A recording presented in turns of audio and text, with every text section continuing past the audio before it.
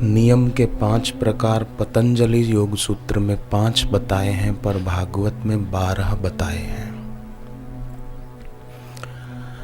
वो कभी देखेंगे। आसन की स्थिरता के बारे में आप जानते हैं और वो अभी प्रत्यक्ष दिख रही है। स्थिरता करने की जरूरत नहीं, अभी दिख रही है। प्रत्यक्षम किम प्रमाणम। प्राणायाम करते हैं संध्या के समय। प्रत्याहार भी शिविर में स्वाभाविक ही होता है। इंद्रियों को उनके मनमाने विषयों से खींचना, रोकना, ये प्रत्याहार है। फिर धारणा है। धारणा में कई प्रकार की धारणाएं होती हैं। वायवीय धारणा, खुले आकाश की ओर एकटक देखते रहना। जलीय धारणा, नदी या समुद्र के पानी को एकटक देखते रहना। अपलक नेत्रों से।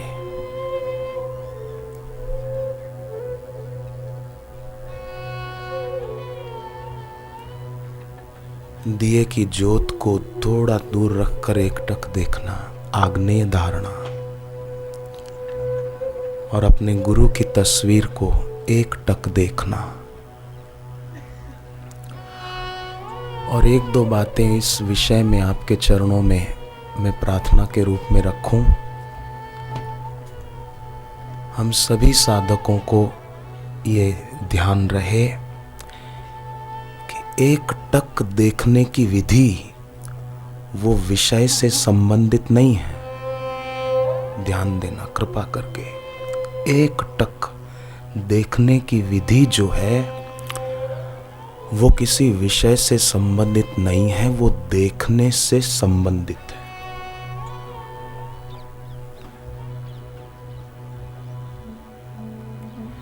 जब एकटक देखते हैं गुरु मूर्ति की ओर तो दृष्टि स्थिर हो जाती है।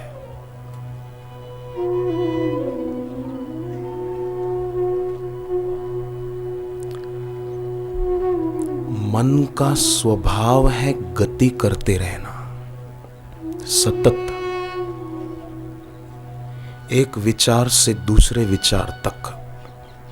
पर जब अपलक देखते हैं, धारणा सिद्ध करते हैं, तो उसकी गति में बाधा पड़ती है, मन को कठिनाई होती है। क्योंकि मन की प्रकृति है एक विषय से दूसरे विषय पर डोलता रहता है।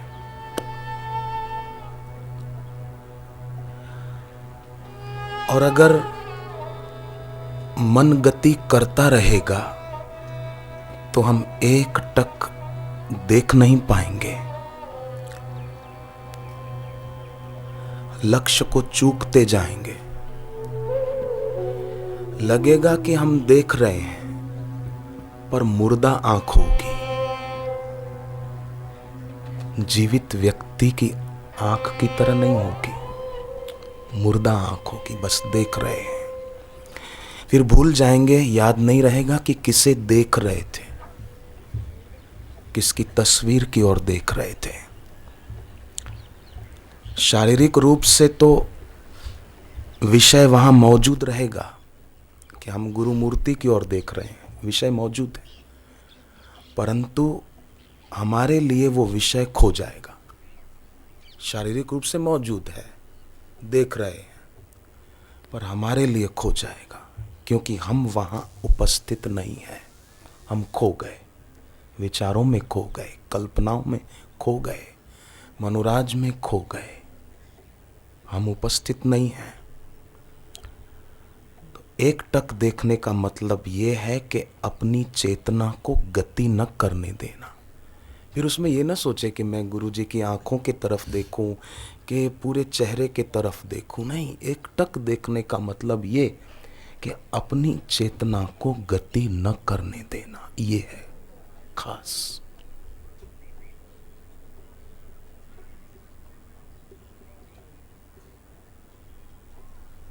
तो जब अपनी चेतना को गति नहीं करने देंगे, केवल उन्हीं का आसरा, उन्हीं का आश्रय, उन्हीं का ध्यान, तो उससे उनकी शक्ति ध्यान करने वाले को प्राप्त होगी। रावण में अपने बल का अभिमान था, तो शिव जी का बल रावण के काम नहीं आ सका। शिव जी भी देख रहे थे कि युद्ध हो रहा है, क्यों उसको बचाने नहीं आए। उसको अपने बल का अभिमान था, मैं कुछ हूं। हिरण्याकश्यप को अपने बल का अभिमान था। परिणाम ये आया कि नखूनों से उसको चीर दिया गया। अस्त्र शस्त्र उसको मार नहीं सकते थे, पर नखूनों से उसको मार दिया गया। तो जब हम अपने मन को इधर उधर गति नहीं करने देते, एकटक देखते हैं, तो मन थोड़ा संघर्ष करता है। जैसे कोई बच्चा आइसक्रीम खाने का शौकीन हो, उसको हम नहीं खाने देते तो वो थोड़ा संघर्ष करता है। सामने नहीं खाएगा तो छुप के खाएगा। मन संघर्ष करता है जब हम उसको गति नहीं करने देते हैं। परंतु अगर हम वो साधना जारी रखें तो फिर मन संघर्ष छोड़ देता है। नहीं तो कई बार शुरुआत में करने वालों को लगता है कि नहीं, इससे तो हम आंखें बंद करके बैठे हूं, अच्छा है।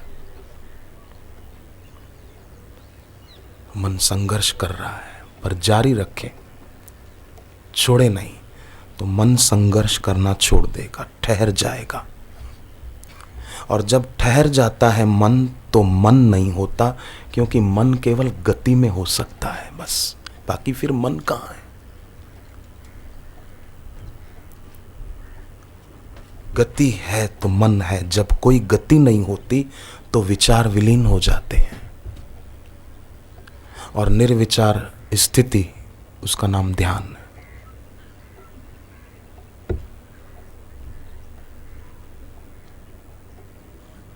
तो ये बहुत हितकारी है, पूरे होश से सावधान रहकर एकटक देखना अपने गुरुवर की ओर, गुरु मूर्ति की ओर। मुर्दा आंखों से देखेंगे तो फिर विचार कल्पनाएं चलती रहेंगी। मुर्दा आंखें देखती रहेगी, देखने का बहाना करती रहेगी आंखें कि हम एकटक देख रहे हैं, पर मन इधर उधर गति करता रहेगा, रुकेगा नहीं, दौड़ता रहेगा। तो सदैव हम सभी साधक भाई बहनें याद रखें कि एकटक देखने का अर्थ है हमारी आंखें ही नहीं, बल्कि समग्र मन भी आंखों के रास्ते से गुरुदेव पर केंद्रित हो गया, स्थिर हो गया।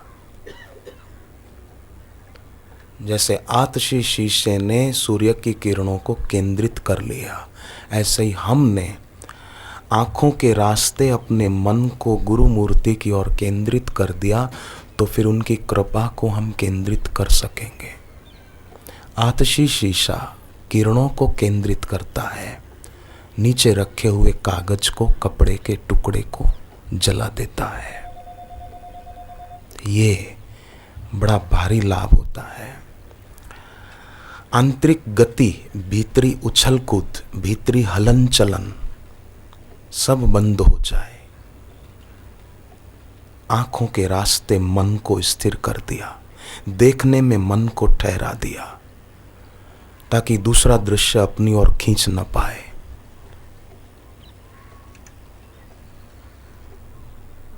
कितना लाभ है इस साधना में। शांत स्थिर होकर एकटक देखना वो व्यक्ति को बदलने का सामर्थ्य रखता है, पर ये शर्त है आंख और चेतना एक हो जाए। हम स्वयं वहां पर उपस्थित हों, एब्सेंट नहीं, अनुपस्थिति नहीं।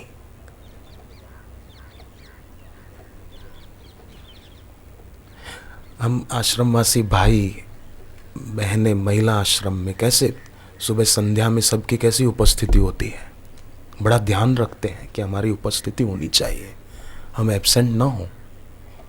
ऐसे ही उस प्रयोग में हम एब्सेंट ना हो, हम अनुपस्थित ना हो, हम उपस्थित रहें। कई बार आंखें होती है परंतु मन कहीं और होता है, तो ये हो गई हमारी अनुपस्थिति। नहीं, समग्र उपस्थिति जरूरी है, फिर विचार नहीं होंगे। असंभव है फिर विचारों की श्रृंखला का रहना। लोग कई देखते हैं एकटक, पर वहां खुद की उपस्थिति न होने के कारण जितना लाभ होना चाहिए उनको नहीं हो पाता। हालांकि उतनी देर बैठते हैं, हाजिरी लग गई गुरु के दरबार में, बैठे तो सही, बिल्कुल नहीं बैठते उसकी अपेक्षा बैठे बहुत अच्छी बात है, पर स्वयं की उपस्थिति हो, आंख और मन की स्थिरता हो। और अगर कोई साधक आंख और मन की स्थिरता पा भी ले, पर उसमें फिर दूसरी कठिनाई ये आती है कि आत्मसम्मोहन की स्थिति। आत्मसम्मोहन की स्थिति माना कि धीरे धीरे फिर नींद घिरने लग जाए, आंखें घिर जाए, आंखें भारी होने लगे। ये दूसरी कठिनाई है। सबको हो ये कोई जरूरी नहीं है, पर कईयों को हो भी सकती है। तो उसमें ध्यान ये रखना होगा, मैंने गुरुदेव से सुना है कि अपनी ऊर्जा जो क्रोध में, व्यर्थ की बातों में खर्च होती है, उस ऊर्जा को बचाएंगे तो वो ऊर्जा इसमें लग जाएगी।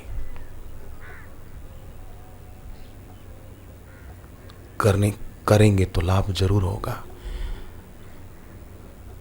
डॉक्टर के पास मरीज आया, बोले आपने दवाई तो दी थी पर मेरे को फायदा कुछ हुआ नहीं है। डॉक्टर बोले मैंने दी थी पर तुमने ली थी? बोले मैं शीशी लेकर घर गया तो उस पे लिखा था कि कृपया ढक्कन अच्छी तरह बंद रखें। मैंने खोला ही नहीं, बंद रखना है तो फिर खोलूं क्यों?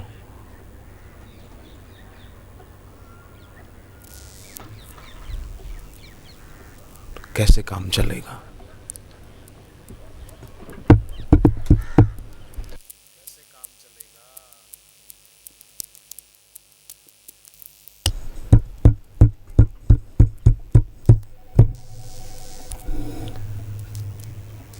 तो मन गति शून्य हो, पर गति शून्य स्थिति में नींद ना आने लगे, उसके लिए अपनी ऊर्जा का अधोगमन नहीं ऊर्ध्वगमन।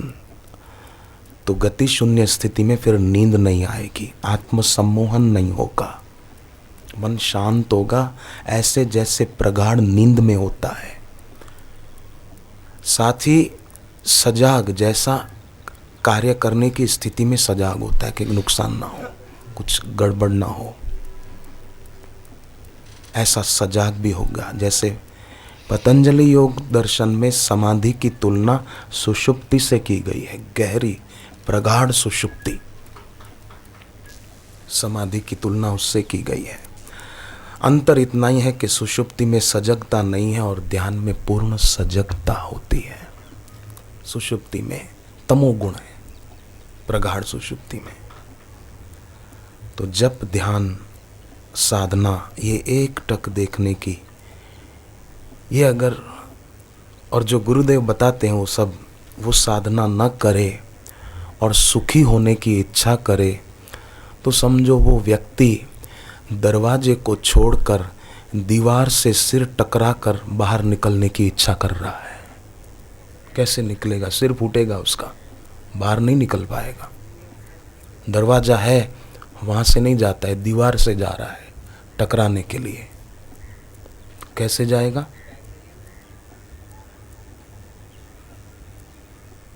नहीं जा सकेगा। दीवार से सिर फोड़ते हुए बाहर जाने की इच्छा करना, ये कैसी बात है? एक बड़े विज्ञानी हुए जिनका नाम था T.H. हक्सले। बड़े विज्ञानी हुए। तो एक बार वो लंदन में पहुंचे, उनको कहीं जाना था। एक जो अलग अलग छोटे स्टेशन होते हैं ना, उपनगरीय स्टेशन, उनको वहाँ जाना था। तो ट्रेन लेट थी। बाहर आए तो एक टैक्सी वाले को कहा कि मेरे को अमुक जगह जाना है, ले चलो। बैठे,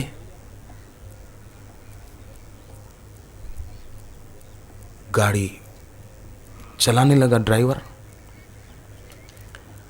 गाड़ी स्पीड से जा रही थी। उस जगह पर पहुंचे, पर उस जगह पे भी कहाँ। ड्राइवर पूछने लगा कहाँ, किस जगह उतारूं। बोले ये तो मेरे को भी पता नहीं, मैं भूल गया, आपको पता होगा। बोले मेरे आपकी पहली मुलाकात है, मुझे कैसे पता होगा। अब इतना बड़ा विज्ञानी एड्रेस भूल गया, कहाँ जाना है, किस जगह उसको पता नहीं। इसमें कोई उस आदमी की मैं निंदा नहीं करना चाहता हूँ, परंतु व्यक्ति भले बाहर से कितना ही बड़ा हो पर अपना लक्ष्य भूल जाए, बुद्धि को आगे न। न्यूटन, उसने बिल्ली पाल रखी थी दो, एक बड़ी थी एक छोटी थी। दोनों खेलती कूदती, रात को उसको सोना होता तो वो टाइम से आए नहीं, देर से आती बाहर से, तो उसको दरवाज़ा खुला रखना पड़ता, बड़ा परेशान होता। तो दोस्त ने कहा तुम 2 होल करा दो, 2 छेद करा दो, वहाँ से बिल्ली आ जाएगी, छेद करा दो।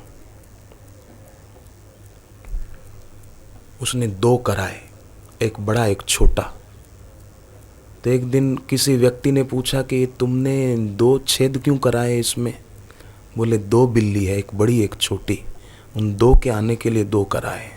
उसने कहा भले आदमी, आप इतने बड़े आदमी हो, एक से काम नहीं चल जाता, बड़े छेद से बड़ी बिल्ली आ जाती, छोटी भी आ जाती, 2 कराने की क्या जरूरत थी। तो जैसे उसने बेकार में अपना दरवाजे का वो बिगाड़ा, ऐसे लोग अपनी ऊर्जा को बिगाड़ते हैं। तो जो ऊर्जा ध्यान में लगनी चाहिए थी, वो ऊर्जा उन बातों में खर्च हो जाती है, और फिर हाथ कुछ आता नहीं और सोचते हैं कि हमको फायदा कुछ हुआ नहीं। इसलिए हम सभी को जो गुरुदेव के श्रीमुख से कल्याणकारी वाणी निकलती है, उन वचनों का हम सभी साधकों को खूब खूब आदर करना होगा। जैसे अर्जुन ने श्री कृष्ण के वचनों का खूब खूब आदर किया, खूब भगवान के वचनों को अर्जुन ने सम्मान दिया, सबको पीठ दे दी और भगवान की ओर मुख करके बैठ गए। रज्जब साहब ने कहा, इस्लाम धर्म में हुए दादू दीन दयाल जी के शिष्य, उन्होंने कहा गुरु विषयन को, गुरु शब्दन को ग्रहण करी, विषयन को दे पीठ। गुरु शब्द को ग्रहण करके विषयों को पीठ दे दे।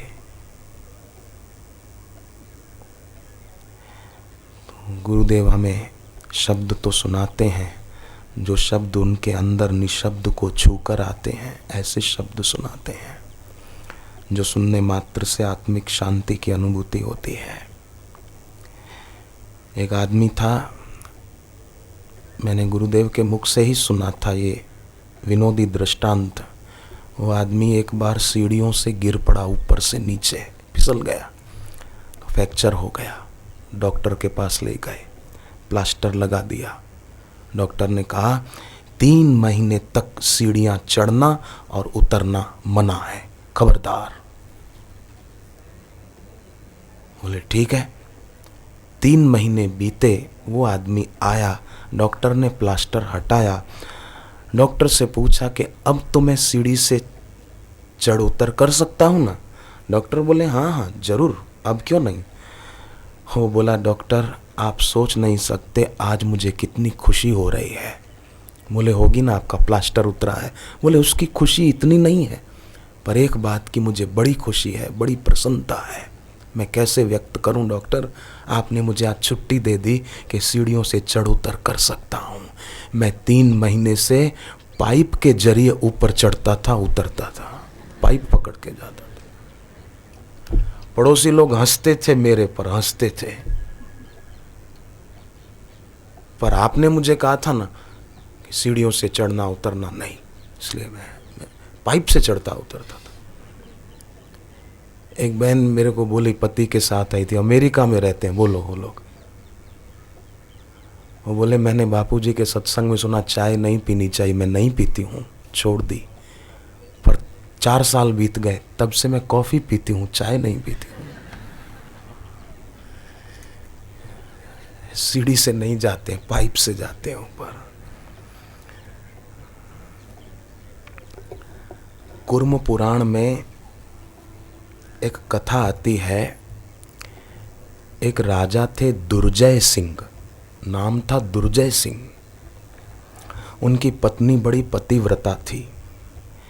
एक दिन राजा दुर्जय सिंह जंगल में घूमते घूमते देखा उर्वशी अप्सरा जो स्वर्ग से आई थी, उसको देख के उस पर मोहित हो गए। अप्सरा उर्वशी पर मोहित हो गया, नाम है दुर्जय सिंह, कोई उसको जीत नहीं सकता। अपनी पत्नी का पातिव्रत धर्म भूल गया और उस पर मोहित हो गया। वो भी अप्सरा थी, उनका गलत संबंध हुआ और धीरे धीरे बढ़ता गया। समय बीता, राजा को अपने किए पर पश्चाताप हुआ। रानी के सामने गया, रानी ने देखा, पतिव्रता थी, समझ गई। उसके अंतर ने गवाही दी कि इसने क्या किया है। राजा ने माफ़ी मांगी पत्नी से। पत्नी ने कहा मुझसे नहीं, आप गुरुदेव से क्षमा याचना करो। महर्षि कणव, नाम कुर्म पुराण में लिखा है, महर्षि कणव, उनके पास गए, अपनी भूल की माफ़ी मांगी। ऋषि ने कहा गुरु ने कि हिमालय पे जाके तप करो, अनुष्ठान करो। वो गए तो हिमालय पर एक दिन एक गंधर्व को देखा। उसके गले में माला थी एक बहुत प्यारी, मोतियों की। वो मोतियों की माला देखकर उसको उर्वशी याद आ गई और युद्ध किया गंधर्व से। गुरु के वचन भूल गए, गुरु के वचनों की उपेक्षा कर दी और वो माला उससे छीन ली। ढूंढते फिरे कि उर्वशी कहाँ गई। आखिर एक जगह वो मिल गई। कथा लंबी है, मैं बहुत कम शब्दों में पूरी कर रहा हूँ। मिल गई, उसको माला दे दी। उर्वशी को याद आया कि इसकी पत्नी बड़ी पतिव्रता है, वो मेरे को श्राप देगी तो मेरे को तकलीफ होगी। उसने राजा को समझाया बुझाया और भेज दिया कि जाओ, गुरु के वचनों की उपेक्षा की है, ठीक नहीं है, माफ़ी मांगो फिर से। गुरु क्षमा के सागर हैं, तुम्हारी गलतियों को वो भूल जाएंगे, तुम्हें क्षमा दान देंगे, जाओ। और राजा दुर्जय सिंह बात मानकर आए, गुरु से दोबारा माफ़ी मांगी और गुरु ऐसे क्षमा के सागर के दोबारा माफ़ी दे दी।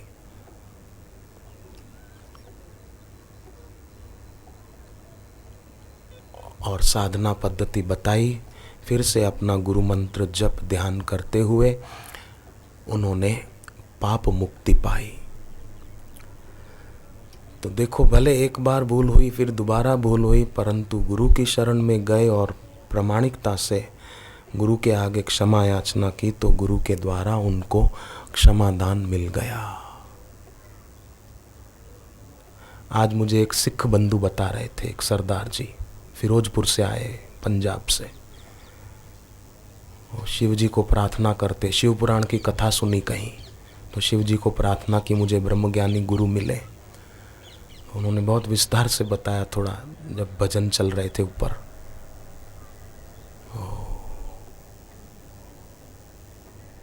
बोले शिवरात्रि के दिन ही मुझे बापूजी से दीक्षा मिली। मैंने शिव जी को प्रार्थना की मुझे ब्रह्मज्ञानी गुरु मिले, तो शिवरात्रि को ही लुधियाना के आश्रम में 2001 में दीक्षा मिली। दूसरे एक सज्जन उनके साथ थे, वहाँ की समिति के। आँख में तकलीफ हो गई थी, सफ़ेद मोतिया हो गया था, पर आश्रम के नेत्र बिंदु डाले तो ठीक हो गया। तो आँख नेत्र बिंदु डाले तो आँख का सफ़ेद मोतिया ठीक हो गया, पर गुरुदेव के जो वाणी बिंदु हैं उससे भवरोग ठीक हो सकता है। नेत्र बिंदु नेत्र के रोग मिटाते हैं, कर्ण बिंदु आश्रम के हैं, कान के रोग मिटाते हैं। षड बिंदु वो सिर दर्द सर्दी आदि उसको मिटा सकते हैं, पर गुरुदेव का वाणी बिंदु वो भव सिंधु को सुखा सकता है, नष्ट कर सकता है। अगन न हो, जठराग्नि कमजोर हो तो भोजन नहीं पचता। अगन न हो तो भोजन नहीं पचता, और लगन न हो तो सत्संग नहीं जचता। गुरु की अपूर्व संपदा हम पर बरसने को तैयार है, पर हम झोली बंद रखेंगे, गुरु से दूर रहेंगे, काम नहीं बनेगा। मैं तो कहूँ इस आश्रम में जब भी ध्यान योग शिविर होती है तो हो सके तो वो अवसर चूकना नहीं चाहिए। इस आश्रम में, अहमदाबाद आश्रम में ध्यान योग शिविर गुरुदेव के सानिध्य में हो तो चूकना नहीं। तो जो लाभ होता है वो तो अपूर्व संपदा गुरु की हम पर बरसने को तैयार है, पर झोली बंद रखी है। सब कुछ मिल सकता है, पर ना कुछ के पीछे दौड़ रहे हैं।